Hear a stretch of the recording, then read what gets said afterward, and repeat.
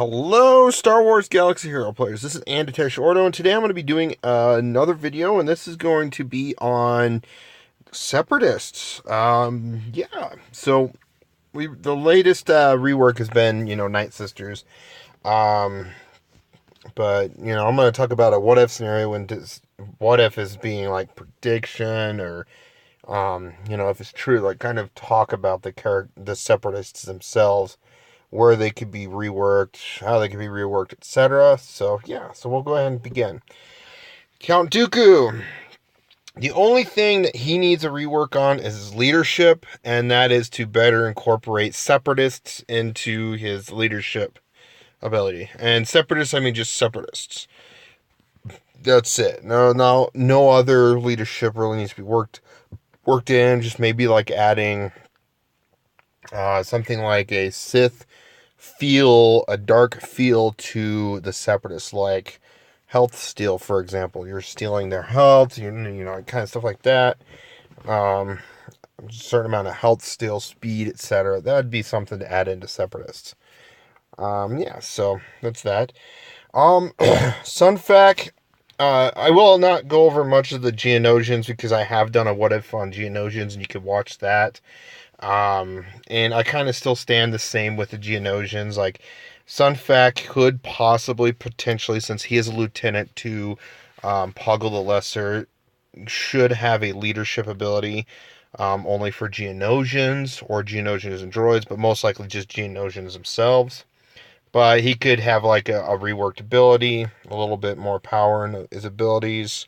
Subjugate could add taunt, maybe even taunt and critical immunity. This one, and this could actually add a little bit more counter chance. He auto taunts if Poggle the Lesser is on the field with him, so he would definitely work with Separatists under a like Poggle the Lesser lead. Then you have Sunfac, an auto taunting tank. He's a countering tank, so it has a good feel to it. So you don't have to always try to force speed on him because he is slow. And I mean slow. I had to add 63 speed and still slow. Still slow. A lot of tanks in this game are meant to be slow. I hope they actually adjust that a bit by adding like 10 to 20 speed on their base power when they first are, first unlocked. So, Super Battle Droid, he can add like up to 50% chance to get 100% turn meter.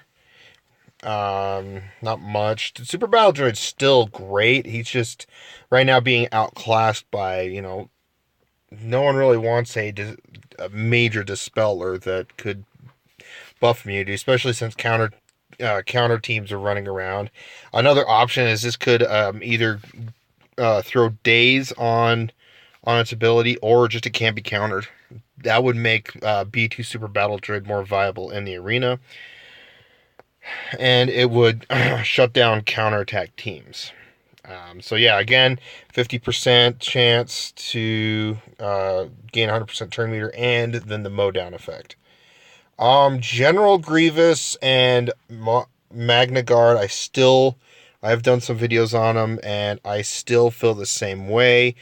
Grievous should be a lot better. His leadership definitely needs to be reworked. All our enemies get negative 20% critical chance and critical damage.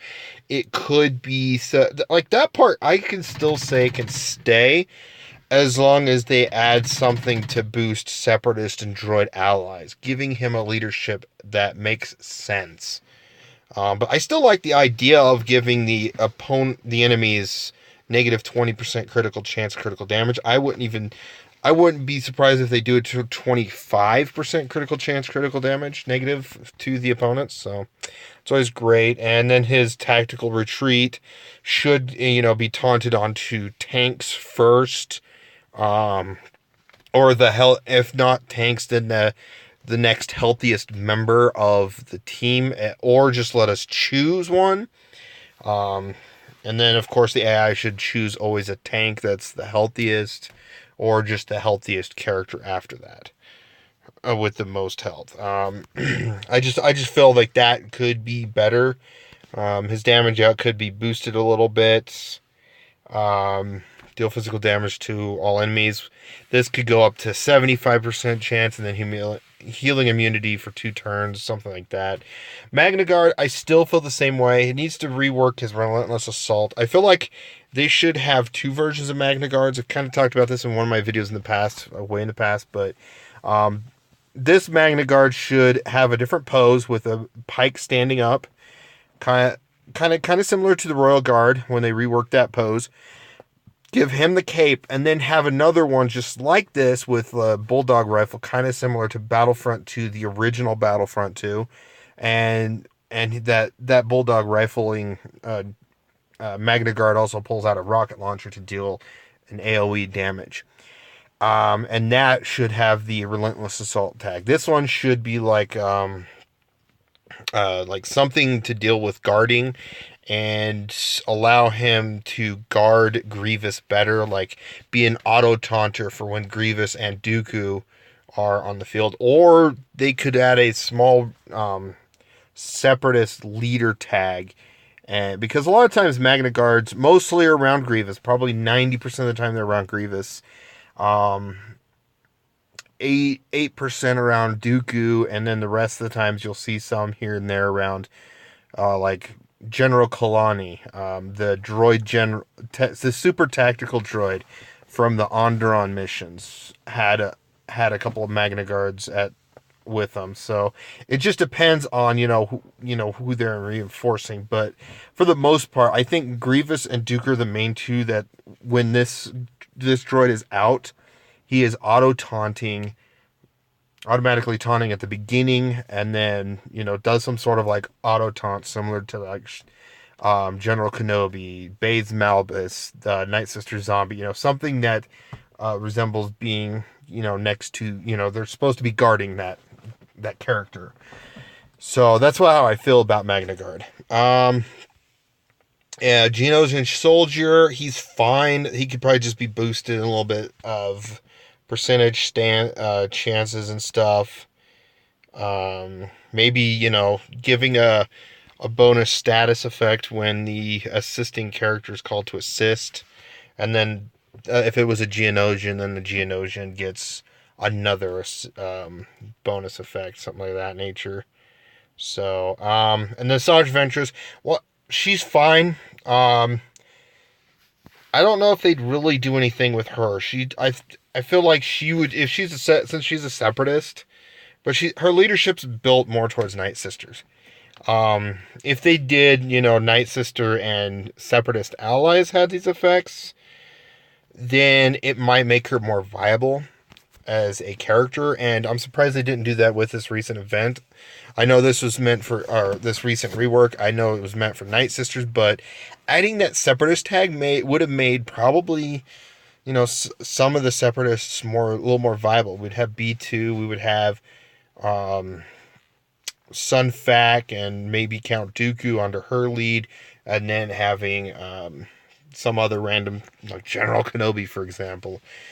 It would have made an interesting team for sure. But outside of that, she doesn't need to rework. The only thing I also feel like they lacked on her during this rework is the ship. She could have had her ship added into the game as a marquee event. Say sometime the middle of this week, they would have added the ship in, being October 23rd. We could have added the ship in for sure. Poggle the Lesser. Again, I've talked about him in the What If Geonosians, so I kind of still feel the same. He definitely should be doing 3 Droid, Geonosian, and Separatist allies, boosting all 3, and then giving a unique buff. Like, gives like offense, defense, and something else, and then down below there'd be a certain unique buff or effect based on each faction. If it's Geonosians, if it's Droids, if it's Separatist, something of that nature. Newt Gunray, aside from him being the optional an optional, like a lot of players like wanting to see him be a fleet commander. He is just in a weird position because you never really see him fight in the game. Or in story, he might, like, maybe in books, he may have, defended himself with a blaster, and then he uses a grenade toss, but, just maybe work. Of course, grenade toss would be better if they reworked thermal detonator. At least the thermal detonator stays around for a turn that can't be dispelled. Then after it can be dispelled, if it stays on for 3 turns or something like that. So yeah, that's how I feel about thermal detonators. He's just a better, just working with stealth allies. Gain 55% crit chance and gain 50% turn meter the first time they score a critical hit during their turn. So he can be a HK-47 for stealthing characters like Princess Leia. R2 would be in there just to, he throws stealth around everywhere. I don't know. Geonosian soldier, or not, Geonosian spy would be one. And then, of course, you'd have, like, General Kenobi or something, just to throw that out. 55 critical chance. That's a lot of critical chance. So, yeah, I'm sure they're going to add a little bit more where he supports not just stealth. I like the feel of having him be a leader for stealth allies, but I still also feel like he should also be a leader for more than just stealth, for like Separatists, just Separatists and droids. Or just, I feel like more just Separatist tag only, where he is a leader of Separatists. He does, like, Separatists gain plus so much offense, plus so much defense, plus so much something else. Something. Honestly, like, I don't ever really think about Newt Gunray. He's just, I don't know. He, she, whatever, So, and then Geonosian Spy, I've already talked. I feel like this is a great character. I really think this is an overlooked character that could be very useful in the meta, with all the, especially with a BB-8, any sort of BB-8 team. Geonosian Spy is a really good one. I'm slowly starting to work on Geonosian Spy. As you can see, I'm 25 out of 80, and I feel like he is just missing some opportunity to actually be in the meta, because he can dispel a lot. There's a lot of buffs going around, and he can, if he gains a lot of buffs, if he's on a team with a lot of buffs like BB-8, he cracks off his ultimate ability, Illuminated Destiny, and then say the opponent has, like, a bunch of heal overtime. Say, like, for Baze, for example, he has a bunch of heal overtimes. Geonosian Spy is going to one-shot him. From the understanding of it, Geonosian Spy is going to one-shot him. So, I don't know if there'll be a rework, really, for him. I really don't. Maybe the 40% to maybe 45 or 50% more damage. But outside of him, Geonosian Spy, I just feel like he's underused. He has a potential. It's just finding a way to getting it. And again, like I said, if I had a test account, I would test this guy out. No problem. Him and Fulcrum Ahsoka Tano in that little spot. In that spot, it would just be her or him, while having, like, R2, BB-8, Akbar, and they'd be throwing around all these different buffs, and yeah, so I don't know, that's where I feel on those. And that is all the Separatists so far, and this is going to be a part 1 video. As it says in the tag, I will do a part 2 of certain characters to expect to see in the Separatists. I will also say, in the what-if scenario for Geonosians, because I feel like Geonosians should be redone with the Separatist, is the fact that Geonosians, I did, think of, like, at least one character that could be added in, which is, like, Click Clack from the Star Wars Rebels.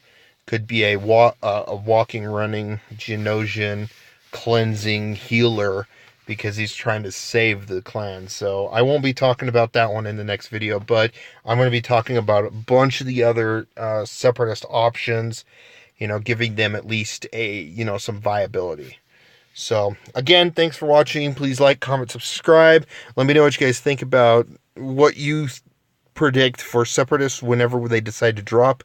I hope they drop in the next, at least the first 1 to 4 months, January to April of 2018. I hope that's what it's going to be.